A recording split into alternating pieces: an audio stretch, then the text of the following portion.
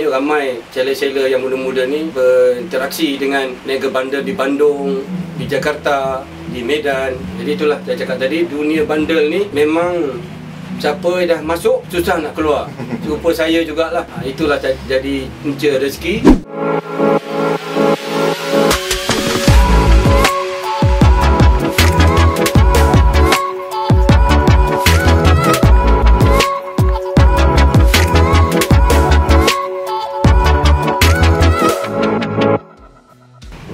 Assalamualaikum warahmatullahi wabarakatuh. Saya Syarin bin Darus, nama betul, atau di dalam dunia bandar ni dia orang panggil Baba Syarin ataupun Syarin Bandar. Kalau kedai tu Syarin Bandar. Jadi sekarang ni 59 tahun, tahun depan nak masuk 60 lah. Dah pencen lah sebenarnya. Jadi saya ni memang daripada sekolah dulu, tahun 70-an memang dah minat bandar. Suka tengok kan zaman tu tengah Woodstock. Saya suka tengok dia orang punya fashion flower people, Woodstock hippies. Jadi bila setiap hari Jumaat ada pasar pagi tu dekat kampung saya, Slim River, Perak ya. Nah, jadi saya merayap mesti saya belilah kerana itu yang mampu. Masa tu Levi's ke apa baru harga RM3, RM2 zaman tu lah. Tapi tak tahulah macam tahun berapa tu?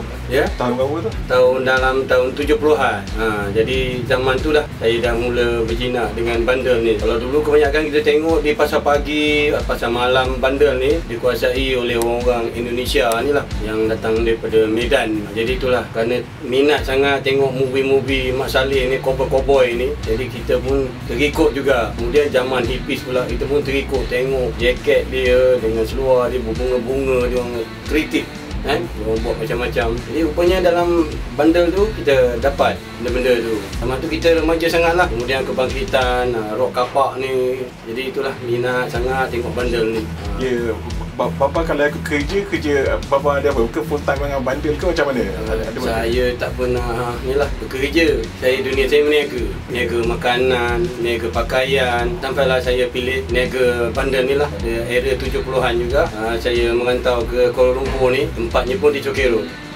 Jadi situlah lubuk bandar di Jalan Tukul Rahman. Kalau anak-anak ke kawan-kawan ingat, kalau jambatan tempat Sudirman menyanyi tu, setiap hari ada jual bandar. Tapi masa tu pengaruh bandar di Kuala Lumpur ni kuranglah sikit. Kerana kita di Kuala Lumpur ni kebanyakannya nak pergi beli dekat butik ataupun pergi Singapura. Masa tu dia orang suka pergi Sungai Road dan berbagai-bagai tempat lah di Singapura tu kerana terlalu murah. Kalau nak original ni, nak Adidas ke, nak Levi's ni, kena pergi Singapura. Subuh-subuh kita naik kereta api, tunggu kereta api kat sini kereta api ni sampai Johor, kita tukar masuk Singapura. Jadi lama-lama kita tengok orang Thailand ni dah bawa naik ni barang bandar ni kan. Mereka pun sanggup datang ke Kuala Lumpur ni bawa duit beli. Kita tak tahu, kita tengok je. Apa pasal beli baju-baju buruk ni beribu-ribu lah. Jadi sebenarnya mereka pun ada buyer daripada Jepun sana, suruh dia orang datang beli ke Malaysia ni lah. Jadi budak-budak orang-orang Thailand yang beragama Islam ni, orang petani ni, dia orang setiap minggu turun ke Jalan Haji Taib ni lah ataupun di Coket ni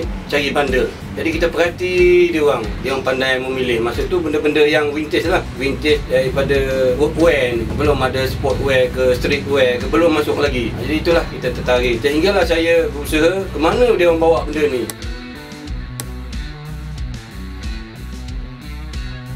Saya berusaha sampai ke Bangkok. Rupanya benda tu sampai ke Tatucak, nama tempat tu. Pasar Sabtu dan pasar pagi di Bangkok. Jadi scene bandar situ kita tengok sangat seronok. Itulah saya mulalah gerakkan langkah saya. Kita masuk macam dia orang meniaga. Tak ada dulu kita jual RM5 sehingga kan masa tu saya pun tak tahu Nike apa ni Geisha tu pun kita jual RM5 aja. Sekarang kita tengok Nike Geisha tu pun harga beribu-ribu kan. Tak mampu kita nak beli. 27,000. Dulu biasa je lah. Tapi siapa yang dulu ada knowledge, siapa ada kepandaian, ada ilmu dan diajar oleh orang luar ni, dia pandai lah dulu nak cari Big E ke.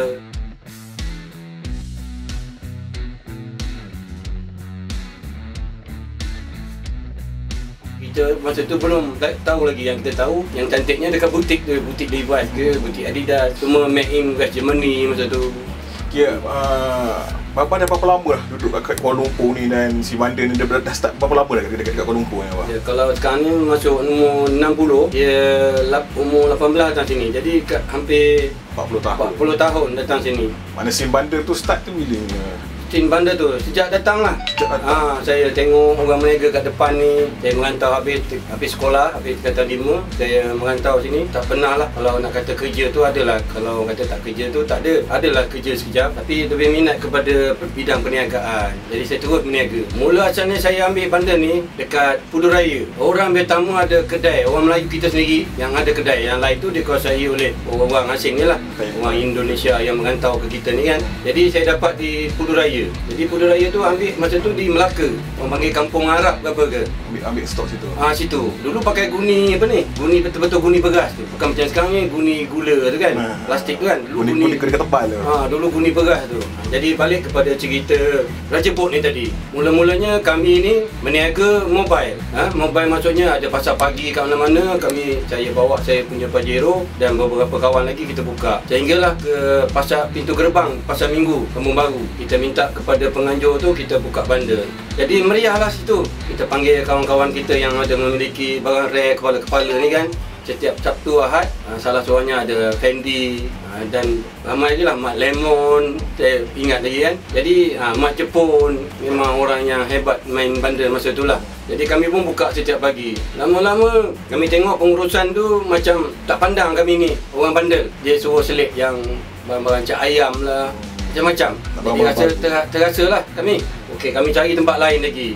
Kebetulan di Jalan Sultan Sulaiman ada buat uptown. Jadi kami pun masuk situ, dia kena bayar sewa. Tapi penganjur tidak menaikkan tempat tu.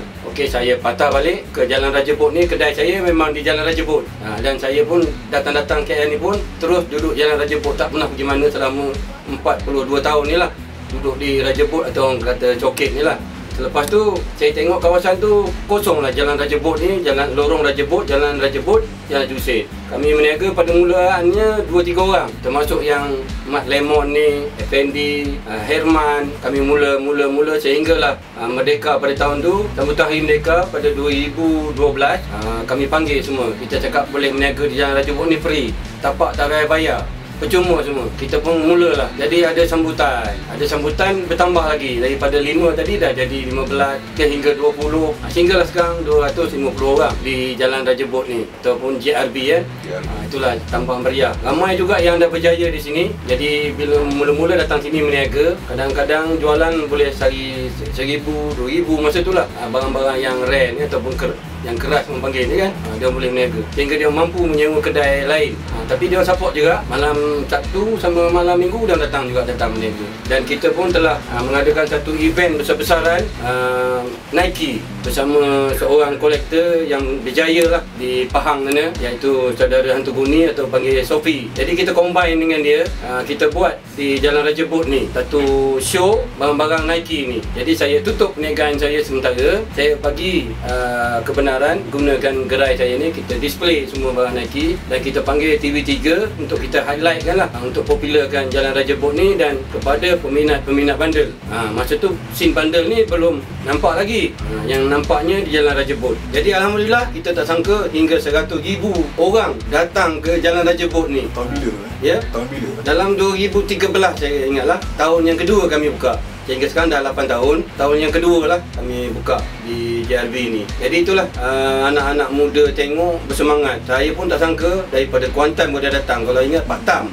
Pak Tam dia sanggup naik bas yang ambil hotel. Ada yang datang daripada Negeri Sembilan, ada yang datang daripada Johor, ada yang datang daripada Penang, ada yang datang daripada Kedah. Dia orang sanggup sewa hotel datang. Pasal tapak kita tak kira harga. Tak ada kita nak kenakan bayaran apa, tak ada. Datang meniaga lah. Itulah mulanya kita naikkan scene bandar di Jalan Raja Bot.